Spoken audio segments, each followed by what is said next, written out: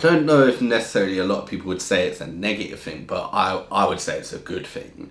It's just the diversity of the scene in London. Like, there's so many pockets of different stuff going on, and it's kind of it's very similar to the diversity of London in a whole. There's so much variety, and there's stuff coming from every angle, I guess. So a lot of different voices that is, necessary in order to have a true sense of being a counterculture, and being diverse is one thing, but I think London is also the London hardcore scene is actually also inclusive in that many different voices are driving forces of the scene as well. It's not in some weird tokenistic way. So I think that's what makes London really special. You can see straight away when you go to shows in different places in the UK versus a London show.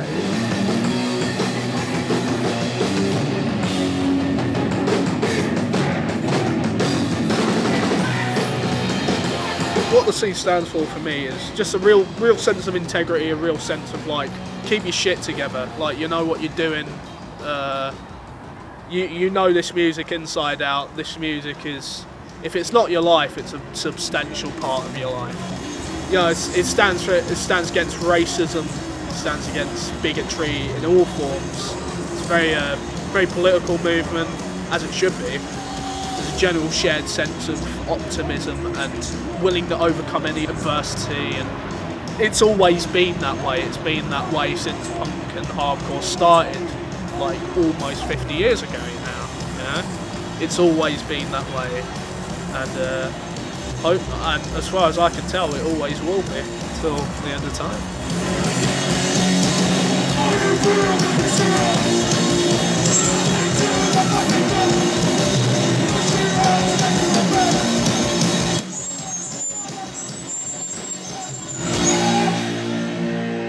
This is not a new thing. If you go to a punk show right now and you see people playing, some of them have been playing in punk bands for 10 years plus. They were playing and doing the same thing that they are now when nobody cared.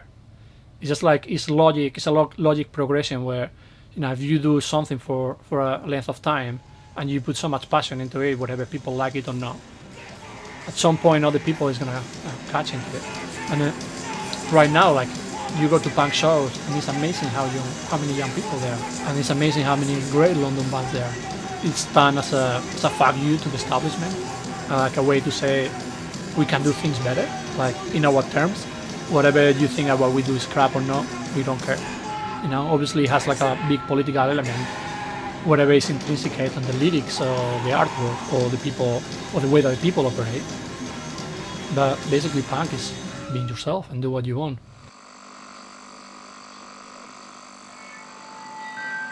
This one goes out to Bobby and Ben, antagonism, all the kids in London, doing fucking hardcore, right? I love that! That's so fun!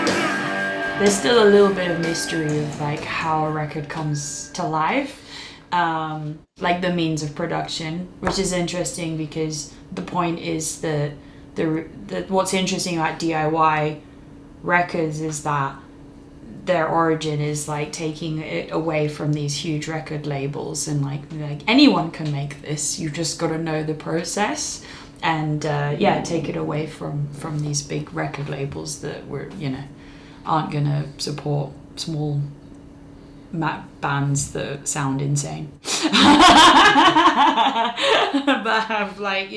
But it's like the artists take on that power themselves, and so to see that is like, look, I'm on a record. It's still pretty fucking cool. You're like, wow. The thing that I really love about the scene is just there's also a real like DIY aspect to it that, it's people making the bands, it's people running the labels, it's people booking the shows, booking the tours. There's no like managers and booking agents and lawyers and big labels and big money and big contracts. There's none of that. You can start your own label, you can put on your own gigs, you can book your own tours, you can do all of this. You don't need anybody else. That's what I love about this particular scene so much. We know what we're doing, and I like to think that we do it well. Remember, all this is done from this room that we are here. Thousands of records to be put together and packed, and everything by myself, Sean, and maybe with the help of Nicky Rat. But it's all done in house. So it's all completely DIY. I have a soft spot for primitive music, something that is underproduced, like done with like maybe not the greatest medium, like I don't know, like basically like really DIY. You make the best with whatever you have, and try not to polish it. And I think the substance has more merit than when you like overproduce things. And particularly like punk is quite of like a amateur like genre, so it's quite easy to get involved. This is shooting myself on the foot because I run a record label. But I think when bands go through the entire process of like releasing their own music, it's a gigantic learning curve, and most likely they will fall in love with it the same way that I did or other people did. Because making records is actually very interesting. The whole process is something that is sold to you as this big idea of professional people do. And when you get there and you do it better than the professionals because they're not invested on it, but you are.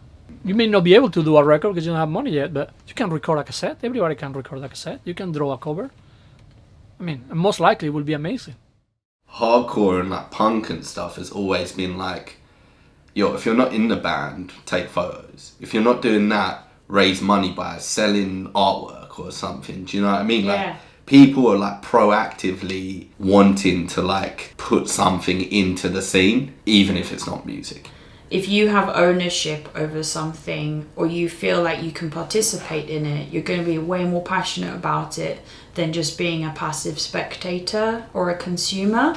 So in a traditional like model of like mainstream music, you have like the creator and then a massive gap between the creator and the audience, right? You like in like DIY scenes and in hardcore punk in particular, it's like this stage invadement,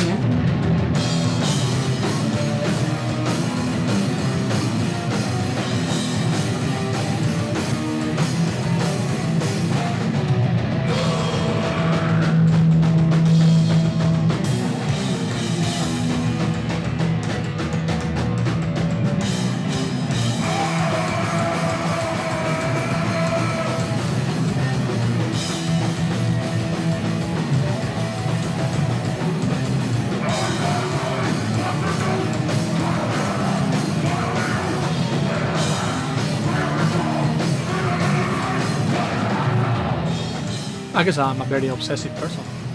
It's like a drug. You try it and you're chasing it, you need more. But you're always chasing that thing, You want more and more and more, and the more you know, the more you like.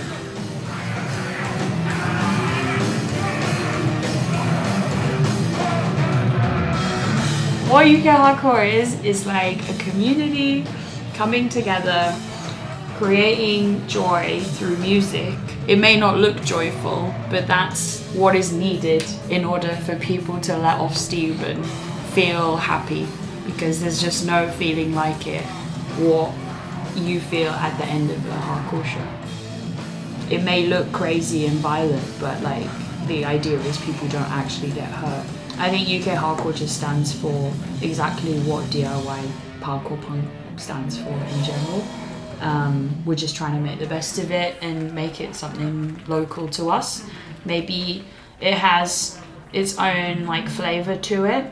Yeah, going to a show and kicking off steam and stuff, like, it's mad important. Like, it does, like, for my mental health, I know it helps. Well, I mean, when you're young, it's like you come across something that, you know, you come across something, it just changes you.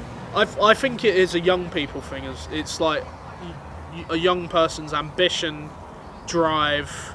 You know, they don't have a lot going for them. I don't have a lot going for me. I didn't get good grades. You know, I didn't get good grades. I have Asperger's syndrome. I have like all this shit. But I have, you know, you take hold of like the little things that you have. For me, hardcore is not a little thing, but it's like, it's one of the few things in my life that I feel like I can actually do well. And, you know, I can like take hold of it, cherish it, tell it I love it. Look at